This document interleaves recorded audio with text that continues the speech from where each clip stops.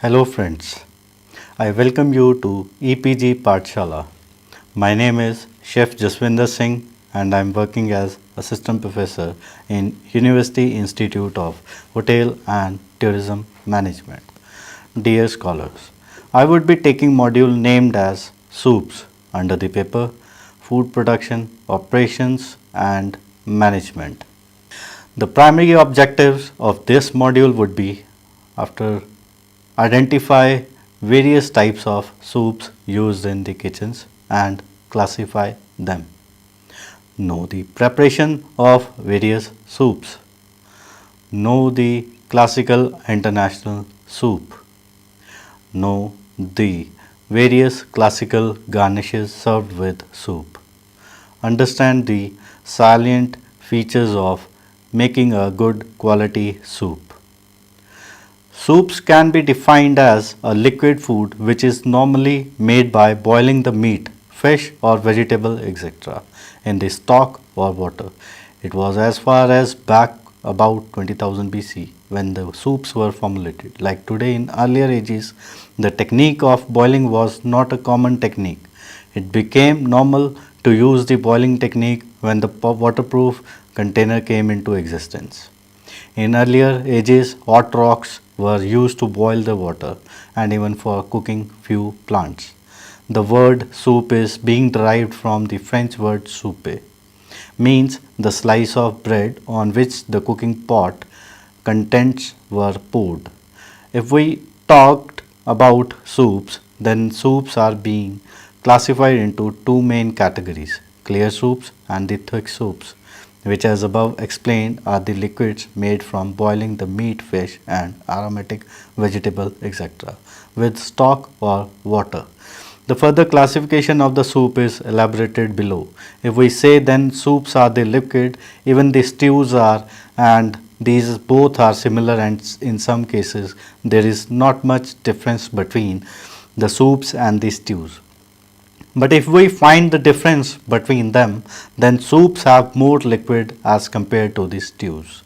Soups are basically as the starters before serving other dishes, but these are being consumed as the main course as well in certain cases. The categorization of the soup is expanded below. Classification of soups. Soups are mainly categorized into three categories as narrowed down in above chart, and they are elaborated below. Thin soups. The thin soups are the soups which are unthickened as the name indicates. These are the clear soups which are usually made from the broth and the stock. These soups are generally served plain, but they can be served with varieties of garnishes like vegetable and meat. These soups generally are of running consistency, in particular bouillon and consomme. And then the thin soups are also further classified into the passed soups or clear soups and the unpassed soups, and its classification will be expanded below. Thick soups. As the name indicates, the thick soups are the soups which are thick and opaque. They are non-transparent. These soups are thickened through majorly two ways: by adding the thickening agents like roux, or for making the consistency heavy, the puree of one or more ingredient is added. The basic differentiation between thick soup and unpassed soup is that thick soups are viscous in nature and the thick soups are further divided according to the thickening agent being added. We can get the thick consistency from various measures: purees, bisque, cream soups, chowders, specialty. As the name indicates, these are the soups which are specially prepared, or these soups are basically those soups which are the specialty or are prepared in a particular country or region. One more point is notable, that the soups which don't fit in the above two major categories of the soups, most specialty soups will have the same point as that in the thick or thin soups. Specialty soups are generally well known and are distinguished because of various ingredients, And the method of instance: turtle soup, gumbo peanut soup, and cold fruit soup. Few cold soups are considered as the specialty soups, but if we see, then most of the popular cold soup basically fall under the category of thick soups and cold version of basic clear. Some of the examples are jellied consomme, cold cream of cucumber soup, and vichy soa. The specialty soup basically includes national and regional soups and cold soups. In particular, some example of the national and regional soups includes minestrone, that is from Italy. French onion soup is the specialty of France. Scotch broth is from Scotland. Gazpacho is from Spain. Thin soups. Thin soups can be defined as the soups which are transparent, not opaque, and are clear and unthickened. These soups have basically the running consistency very thin. These soups can be served plain and even can be served with garnishes like variety of vegetables and meats. The thin soups can be further classified various parts such as parsed or clear soup, unparsed, consomme, broth, bouillon, vegetable soup, etc. as listed below. Parsed or clear soup. Parsed or clear soup, as the name totally says, these are the thin soups which are very clear and are transparent. The soups are normally strained by a strainer or a muslin cloth. After these are being prepared just to get the clarity in the soup. The main point to be considered about these soups are that these soups are clear, transparent, flavorful, and these don't include any solid ingredient in them. These soups can be generally based upon poultry, beef, veal, and vegetable. The basic soup which comes under the parsed or the clear soups are the consomme. Consomme, the point here is that what is the consomme?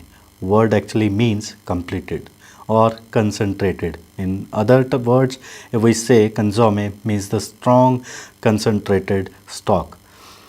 Whenever we define consomme, we just define it as a clarified stock and forget to explain the points above. Consomme is basically a clear soup, a soup which is being concentrated or clarified to make it transparent. It was necessary in the classical cuisine to call the stock a consomme. The first point which is to be considered while preparing consomme is that it should be strong, rich and flavorful. And second, which is to be considered is that it should be clarified.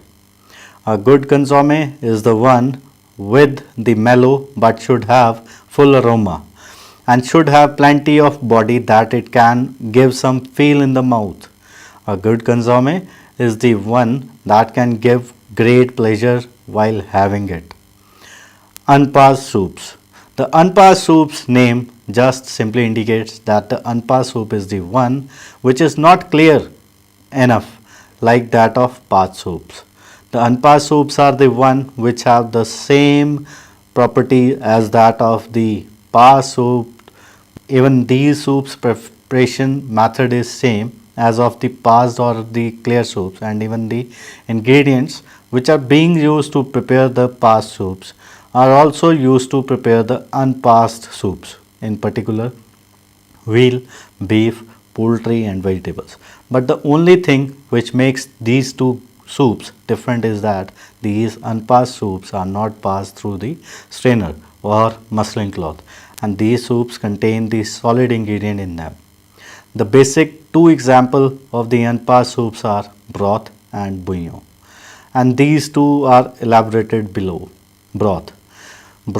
The broth is a type of unparsed soup, and the broth and the stock are just the same, but the main difference between the broth and the stock is that the broth is made by simmering the meat and vegetables, while the stock is made by simmering the bones and vegetables. Broths are normally served in two ways. It can be served with light garnishes or only with seasoning. In particular, plain chicken broth is commonly served as a restorative for invalids. Broths are also used in the clear soup and the vegetable soups in the place of the stock. Bouillon. As it comes under the category of the thin soup, it is also considered as the unthickened soup. As mentioned above, the broth and the bouillon falls under the category of the unpassed soup. The bouillon is just the synonym of the broth. The term co bouillon means recipes calling for seafood. Vegetable soup. Vegetable soup can be defined as the soup which is being prepared using various vegetables. This soup is based upon the stock and the broth and is a clear seasoned soup with the addition of certain vegetables. Generally carrots, celery, tomatoes and beans. It can be made with the combination of few vegetables and not just this. The basic ingredient in addition of the vegetables can include in particular chicken, vegetable broth or stock. Category is thick soups. And thick soups can be defined as the soups just opposite to the thin soups. These soups doesn't have the running consistency. These soups are thick and are not clear. These soups are non-transparent soups. These are the soups which have a thick consistency, and these soups are being thickened by adding the thickening agent in them, in particular roux, or are thickened with the puree of one or more ingredients for making the consistency heavy and thick. The thick soups are further categorized in various types, and those all are elaborated below. First one is cream soups. Cream soups can be defined as the soups which comes under the category of the thick soups. These soups are being thickened with puree of vegetables, meat, fish or poultry. These are the soups in which the main ingredient used plays a great role in giving the name to the soup, as the name of the soup is kept after the name of the main ingredient. In particular, if we say, then for instance, crème de tomate, which basically a cream soup made from tomato. Cream soups are basically thickened with various thick agents such as roux, beurre mani, liaison. These soups are just identical to the velouté and bechamel sauces. In order to get the right consistency, the milk is being used in these soups. It is being diluted with the soup. Puree soups. Puree soups can be defined as the soups which are being made by the adding the puree of one or more ingredient in the soup.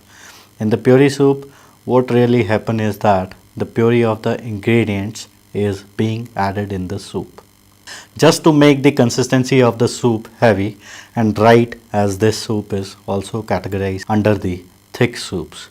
The high starch vegetables especially, or any vegetables dry or fresh, are simmered in the stock or the water, and then the puree of them is being made, which is further added into the soup to make it thick.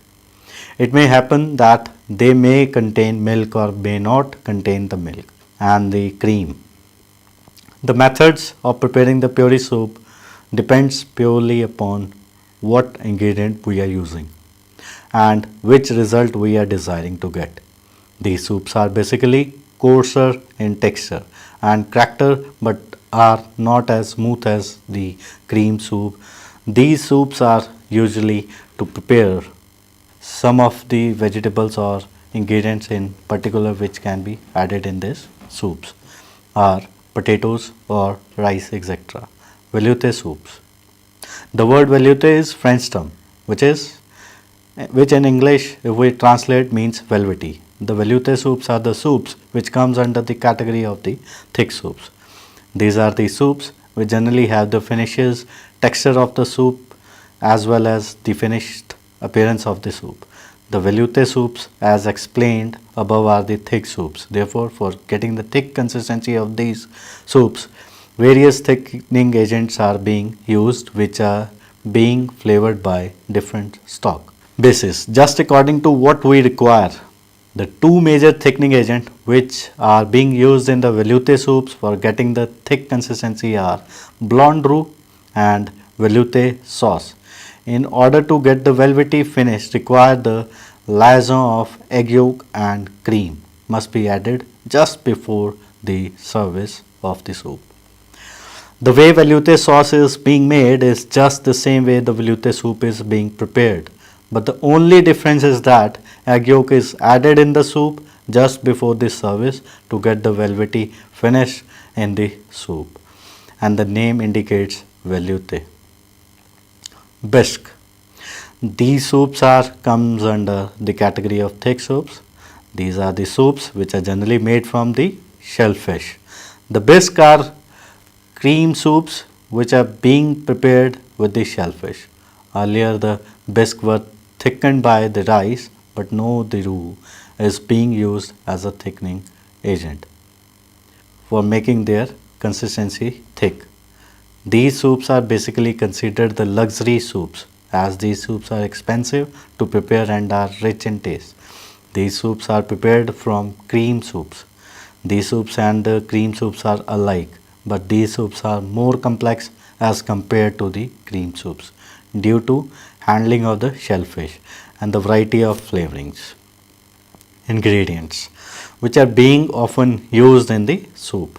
Because the word sounds nice, the term bisque has came to be used for variety of soups. It is being observed that the term bisque is being applied to many of the vegetable puree soups and the cream soups. The wine and brandy is also being added to these soups just to enhance the soups. Chowder soups. These soups are mainly originated in the America. These soups can be referred to the hearty soups which are being prepared by the fish, shellfish or the vegetables. Most of these soups are based on the fish, shellfish and vegetables, whereas most of them are prepared from potatoes and milk or cream. There are many types of the soups which falls under the category of cream soup and the puree soup but are not actually pureed but are left chunky. The word chowder is taken from the French word chaudière, means a heavy pot, which is being used by the farmers and fishermen for the purpose of cooking the soups and stews. Liaison. Liaison can be defined as a binding thickening agent, which is being normally based upon the egg yolks.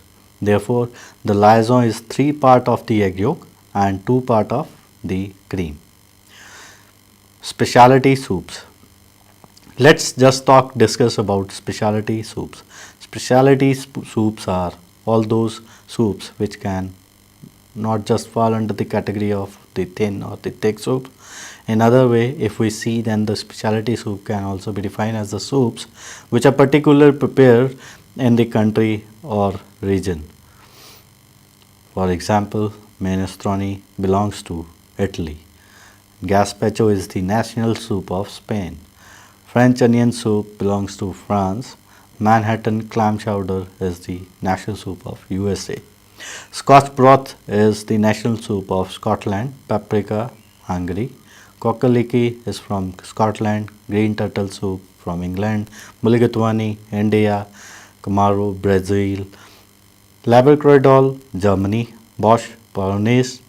Hochpot, Flamand, Belgium. Mosaica, Italy. Olla Podrilla, Spain. Bouillabaisse à la Provençale, France. Oxtail soup, England.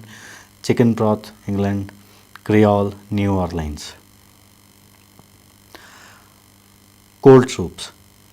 Cold soups can be considered as those soups in which the natural gelatin jellies is included. These can be done by adding the gelatin powder or those that are thickened with starch or puree. Some of these soups also falls under the category of the specialty soups, but most of the famous cold soups are considered as cold version of basic layer and thick soups. Nowadays, if we see, then these soups have become the important thing to serve in the summer parties. Therefore, any summer party is nowadays incomplete without adding cold soup in the menu, as it has become the better to serve the soup in the parties. Basic recipes, the garnishes which are being commonly used for the soups. Garnishes for the soups are categorized into 3 major categories and those listed and elaborated below. Garnishes which are being majorly used for the soups. Garnishes are the part of the recipes. We cannot consider them anything that can be added on. The main ingredients which comes under the soup are the vegetable for using them in the clear vegetable soup. The soup garnishes may also add meat, poultry, pasta, seafood and even the grains, in particular barley or rice. Toppings. Toppings are the another major division of the garnishes of the soups. Toppings are for making the soup look good, just giving the finish to it. But if we talk about the clear soups are serving without adding any topping to them, just to display the attractiveness of the clear broth and just to display all the effort which were made while preparing the soup, and even to display the carefully cut vegetables. The chopped parsley and chives can be added as the topping to the soups. Let's just not talk about the clear soups apart from these. The thick soups, especially which have just one color, are adorned with the various toppings just to give them the final touch so that they look more attractive. Just to prevent topping from getting sink or to prevent from losing their appearance, the topping must be added on the top of the soup just before serving them so that they can look fresh. The topping should be good and appropriate. Topping shouldn't be overdone. Topping must be added on the soup according to the taste and the flavor of the soup. The basic ingredient which can be used as toppings are crouton dices or other shapes made from bread, toast, pastry. Profit rolls prepared from choux pastry. They are small cream puffs filled or plain. Cereal rice or barley. Cheese ball or grated parmesan cheese served with croutons on the side. Unsweetened whipped cream or sour cream. Meats usually small dices or julienne. Poultry same as meat. Seafood diced or flaked, cut into large enough pieces. Pasta, noodles, spaghetti, other pasta products such as star letters, cornets, etc. Freshly chopped herbs, fried herbs such as parsley, sage, chervil, celery leaves, leek, juliennes. Accompaniments. Accompaniment can be defined as the foodstuff that can be served with any other food so that it may accompany it. If we talk about America, then according to their tradition, the soups are being served with the crackers. Some other crisp accompaniment are listed below. First one is Melba toast, corn chips, bread sticks, cheese straws, profit rolls, whole grain wafers. I therefore summarize this. Soup or potage, as called in French, is one of the most important courses on the French menu. It acts as an appetizer course rather than a meal, and hence the portion size are decided accordingly.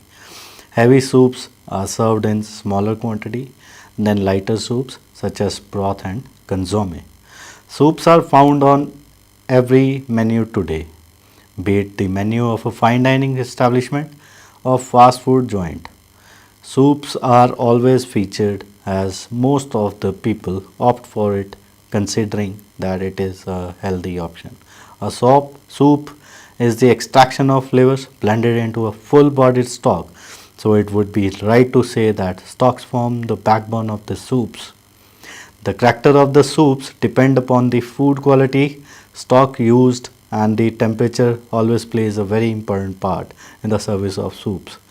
These would be one of the first courses. Chefs need to ensure that the soups makes a positive impact on the guest. Hot soups are more than welcome in all season, particularly in winters, and on the other hand, cold soups are favorite in hot climates. Always warm the soups cups or the plate before pouring the soups to serve them piping hot. Thank you so much.